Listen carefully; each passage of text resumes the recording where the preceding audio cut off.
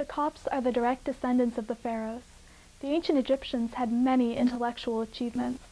Our engineers built the pyramids, which lasted over 5,000 years, and our doctors performed surgery and left extensive written records.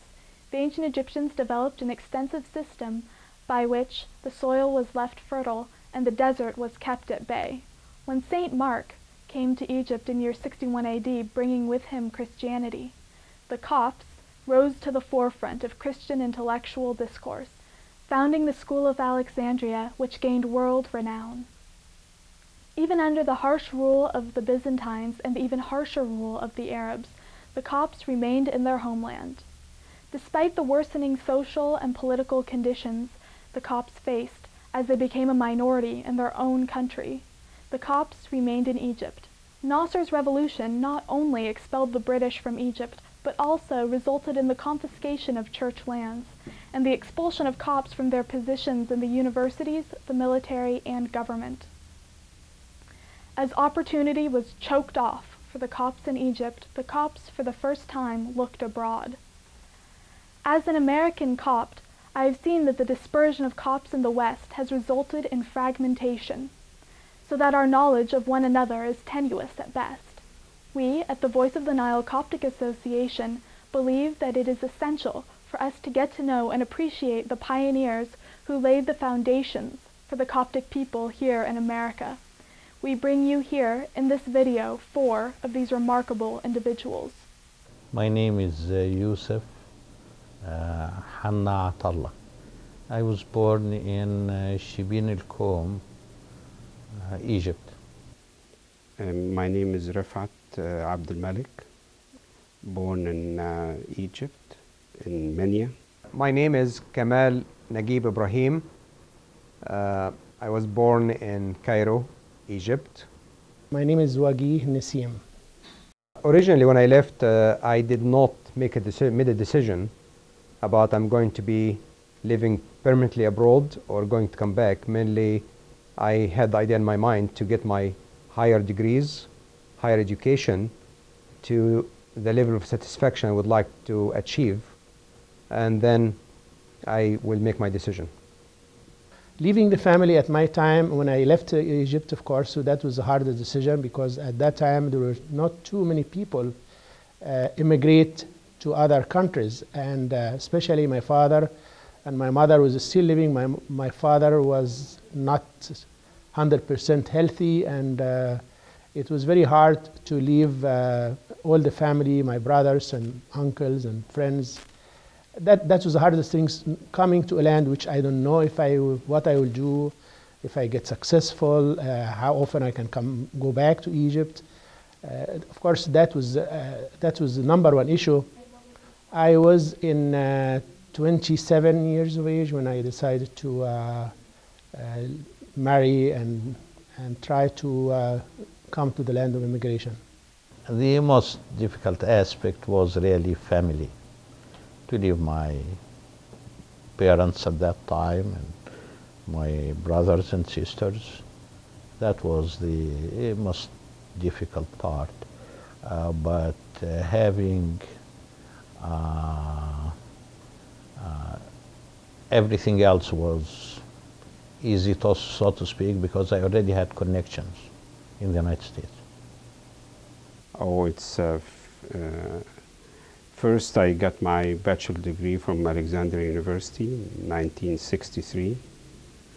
And then I worked for a few years in the university there until I got a scholarship to go study for my PhD. And we left Egypt in 1967, February. At that time we just got married and left, knowing at that time that I'm not going back.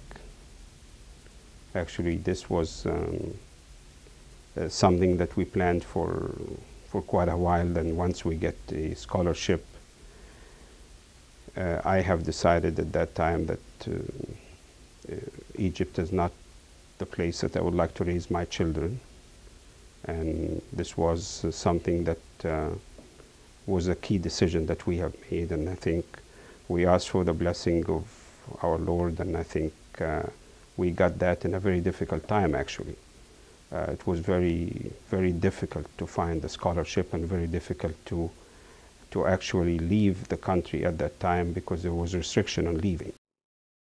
And anybody that would leave, they would not allow him to take any money with him. At that time, the allowance would not exceed $100 or something like that when you leave. So because of all of that, we decided once we get a scholarship and God would allow us to get the visas and the permits to leave, that I would leave without going back. And this is why we decided to get married and then came together to start our life here in this country. Then I pursued my PhD, got my master's first at North Carolina State University, beautiful country, Raleigh, and then pursued my PhD, which I've completed that in 1972.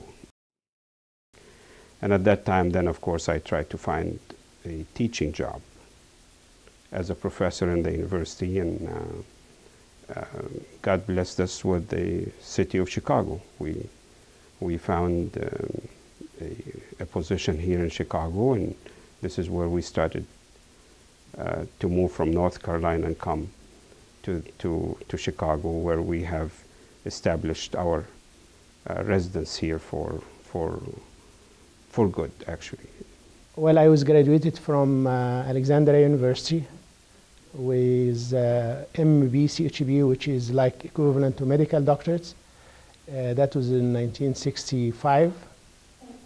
And then I was